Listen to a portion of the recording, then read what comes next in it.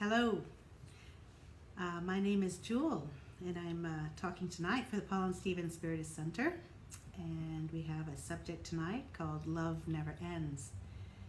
And normally we start off with a prayer, so if you want to get a little comfy for a second, we'll just have a quick close of our eyes and a good intention for this moment of thought, and take a deep breath.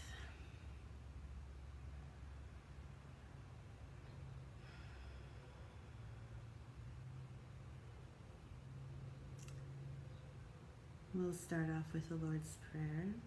Our Father, which art in heaven, hallowed be thy name. Thy kingdom come, thy will be done, on earth as it is in heaven. Give us this day our daily bread, and forgive us our trespasses, as we forgive those who trespass against us. Lead us not into temptation, but deliver us from evil. For thine is the kingdom, and the power, and the glory, now and forever. Amen. So today is sort of a beautiful subject. Can't really go too wrong with it. Love never ends, and as we Christian Spiritists understand the topic, mostly this is to do with love not being stopped by material death, and that our true home is in the spiritual world. And so this topic is talking about love in a couple of different ways. One is the love between people and how we are not disconnected from them even when they are far away, forever and ever, or when the body is done and the soul goes back home. So in order to talk about this a little bit more, for those of you who are on the fence about the spiritual world and reincarnation, before we go into that concept a little bit more, we have discussed reincarnation a number of times that Christian Spiritists believe in, and in previous talks we've mentioned that you can, when you are ready or open to the idea, you can go and find out lots of information about the truth of reincarnation.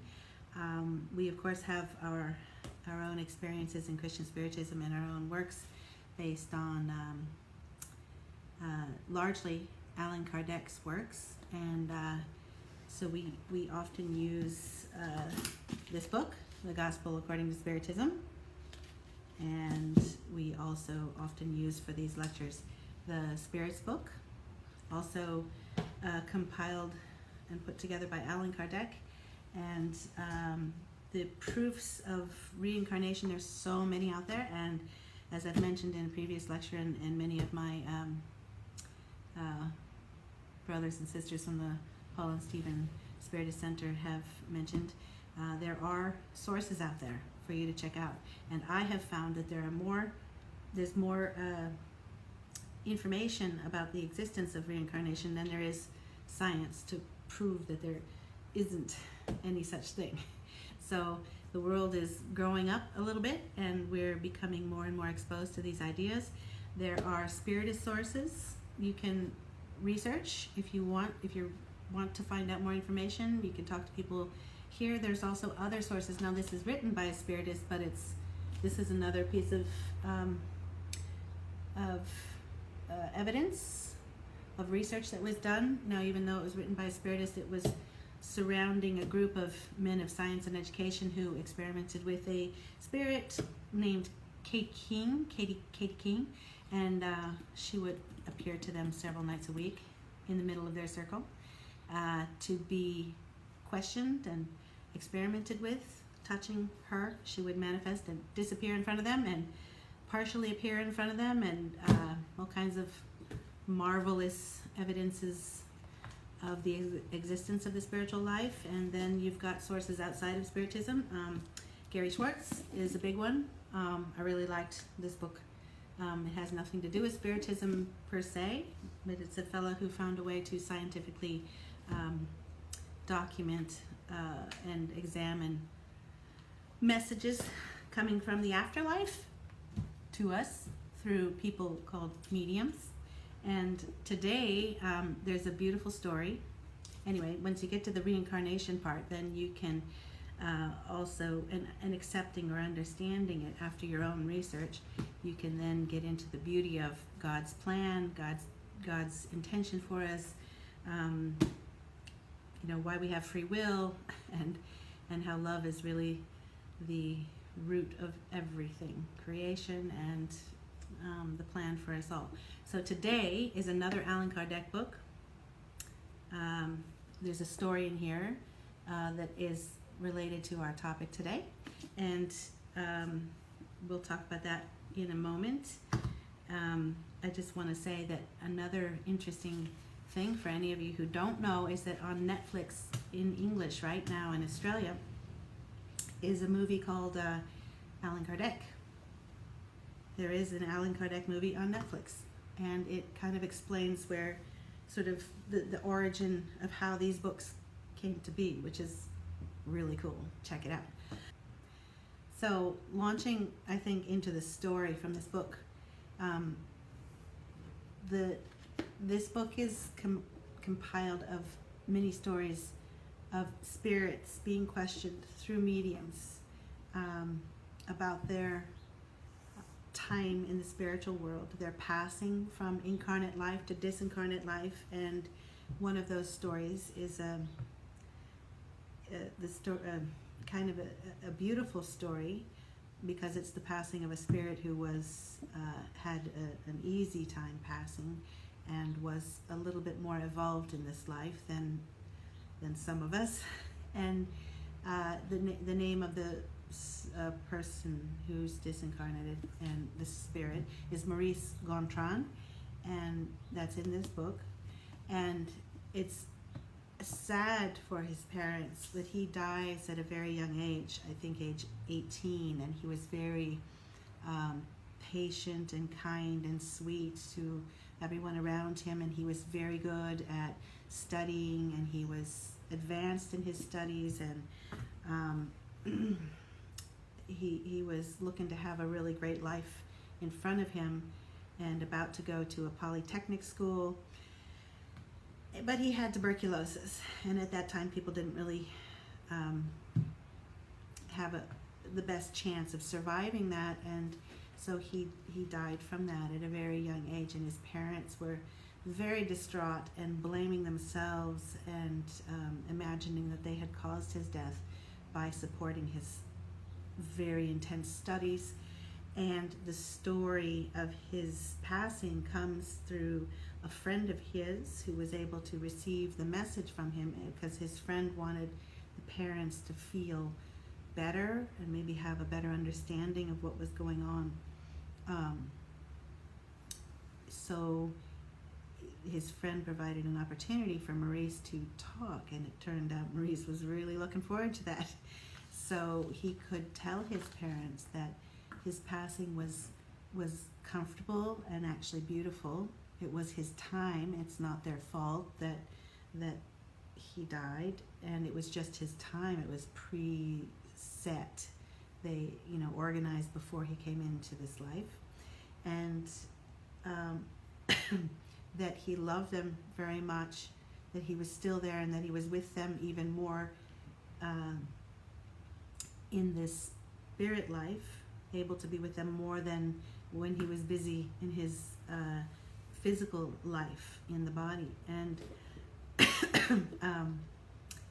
he wanted them to know that, but one of the things he was also concerned about is because his father didn't believe these things and was very skeptical, and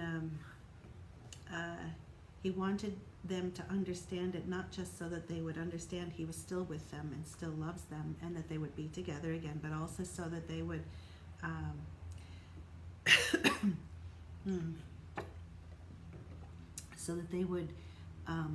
have some kind of an idea that life does go on, and also that the more they resist despair, that the more they might keep themselves apart by not taking advantage of the opportunity to understand very windy and warm here today is making, I have a tickle in my throat. So to understand that we are meant to evolve in love and develop a faith that we're not really separated by death. And the more we believe that, the more joy we'll have when we pass over in reuniting with our loved ones. He was really concerned in this story that his parents should hear from his friend his message and help them not to despair. So they were causing themselves bad health, and by not believing or having an understanding of the spirit life, they would their reunion would be prolonged.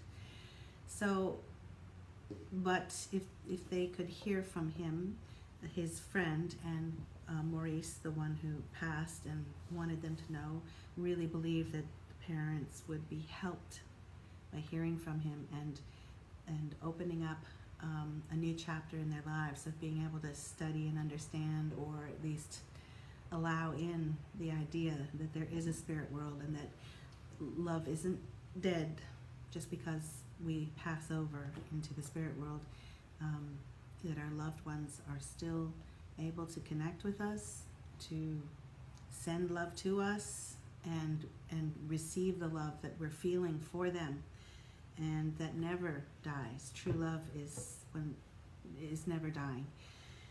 So it's a really beautiful story, and the concept is to help give us faith that the love we feel for our loved ones who pass away doesn't die. And then oftentimes, if we've lived a really good life and we are kind of worthy, we're actually having a better time after we get out of this body and out of this school of life than we are in the body.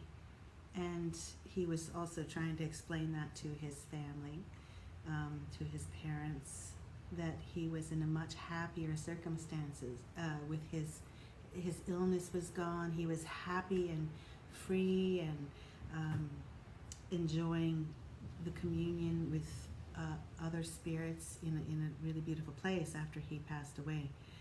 So he just was trying to alleviate their concerns and their sadness. And they thought ultimately in this story that the father, who was skeptical, would ultimately come to be open to the idea that his son was actually sending the message, and that there was much to be learned about the spirit world and God's plan for us, and love continuing to exist and between souls, incarnate or discarnate. So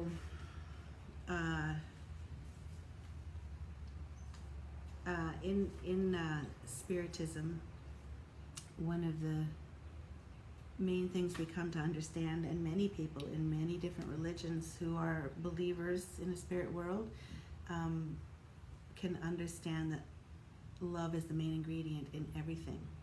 And with Christian Spiritism, we understand that love is the force behind God's creation of everything, and that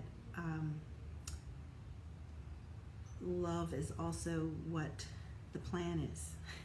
We have our free will to make choices, but ultimately love is what we're meant to evolve inside of ourselves and share with everybody, love in all of its forms.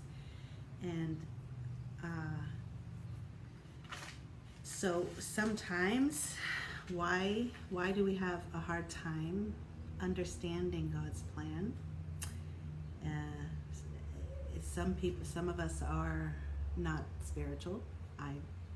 There are people who don't believe in anything that they can't see or experiment on, and that can keep people from getting in touch with the idea that there is a progression in the universe that God's kind of put in place.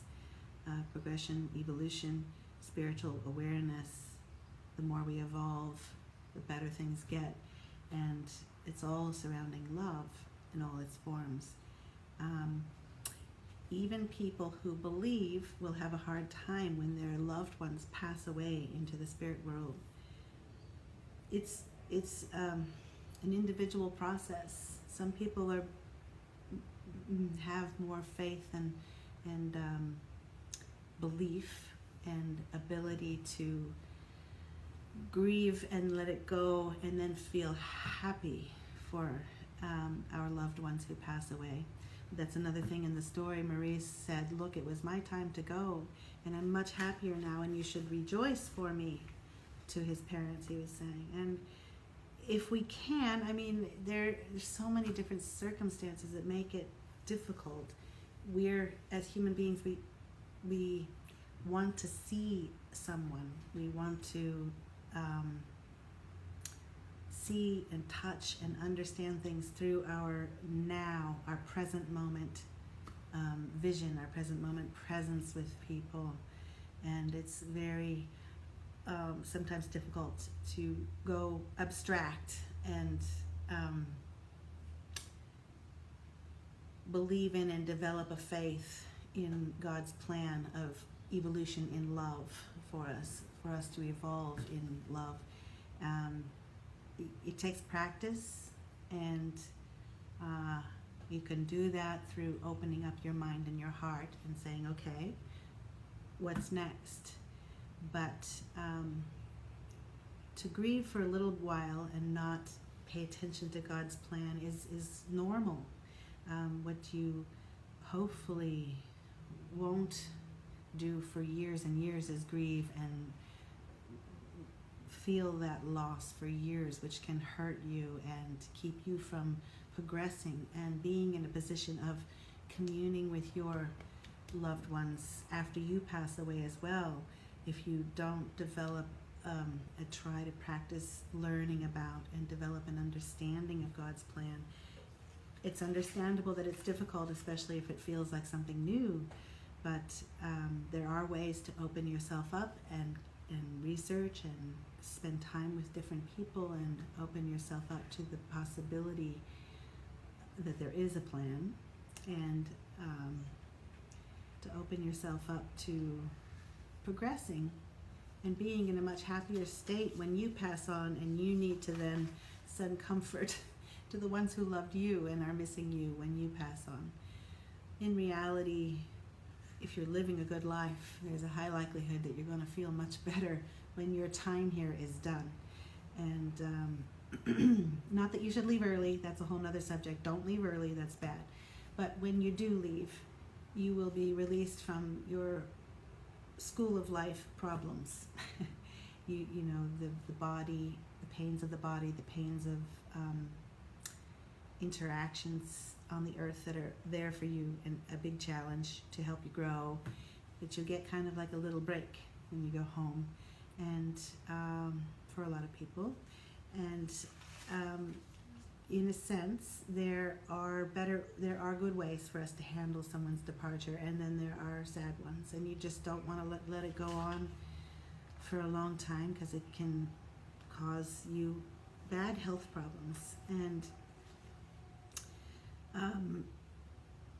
sometimes the spirits who leave are in a position to send us good energy and prayers and love, because they know what's coming, and we just can't see and feel it because we're in the body, and more likely not to think about it, and it feels like a loss, but in actuality they could be praying for us, and in a good position to, because they know what we're going through, and they also know what it's like back where they've gone home to. So to pray for our understanding, and to pray for to send us love, and pray for our acceptance of our situation in this life. And it's also good to pray for the spirits disincarnating. They may or may not have had a terrific life, or they may not have an understanding, and they need some support in their passing and after their passing, letting go of their body, or pray, sending positive energy for them to understand their situation without their body. We need to pray for them to help them move into as good a place as they possibly can, and for them to receive the spiritual assistance that they can receive on the other side after letting go of their body. So there are lots of reasons that we should pray for our loved ones when they go. And I think that is covering it for today. The most important thing is the comfort that can come from studying and then coming to an understanding of the spiritual world, and how love is not stopped when people die. It continues on.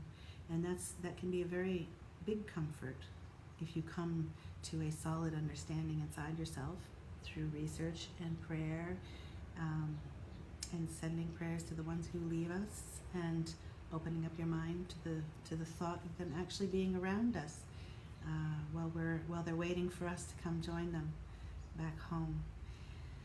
So that's the main message for today. Love doesn't end with the death of the body, and love is what fuels everything in the universe. And if you have any questions about that, you can call us and talk to us some more about it. There are lots of people in our center who would love to have a conversation with you if you feel you would like to talk about this concept some more, and feel closer to your loved ones. And that's about it for now. So anyway, thanks for being here for a moment or two with us, and we will have a little ending prayer, and wish you all a beautiful week ahead. Okay, so just get a little comfortable and imagine a beautiful white light coming down from the stars into your head, and breathing deeply, exhaling. We'd like to thank you, God. Thank you, Jesus. Thank you to our guardian angels and all the good spirits who've been here with us in this moment. We'd like to fill up with some of this energy and take it with us out into our world this week. Share it with other people. Consider looking for ways of strengthening what we know already. Consider opening our minds if this is new, if these are new ideas for us, opening our minds and being receptive to information that might come to us for us to study and understand God's plan a little bit more. To possibly pray and feel love in our hearts, and through prayer share more love with people.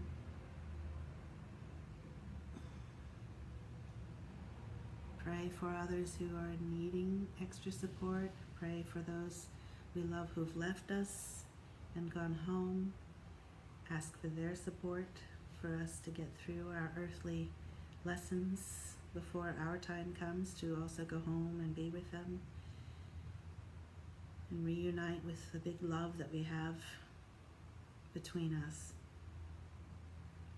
We'd like to ask the guardian angels and the good spirits to also share our energy from this moment out into the world and use it where it's needed.